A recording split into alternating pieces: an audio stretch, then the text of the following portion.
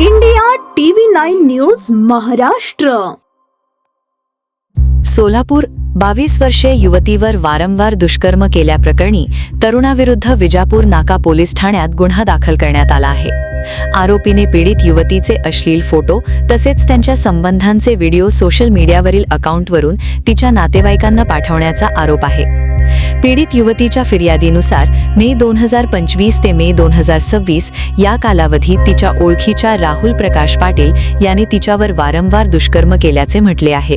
तसेच त्यांच्या संबंधांचे व्हिडिओ आणि पीडितेचे नग्न फोटो सोशल मीडिया अकाउंटवरून तिच्या नातेवाईकांना पाठवण्यात आल्याचा आरोप फिर्यादीत करण्यात आला आहे.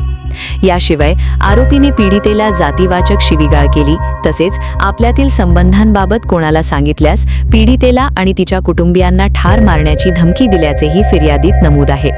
या प्रकरणी पीडित युवतीच्या फिर्यादीवरून राहुल प्रकाश पाटील याच्याविरुद्ध विजापूर नाका पोलीस ठाण्यात दुष्कर्म, धमकी, जातीवाचक शिवीगाळ आणि अश्लील फोटो प्रसारित केल्याप्रकरणी गुन्हा दाखल करण्यात आला असून पोलिसांकडून पुढील तपास सुरू आहे.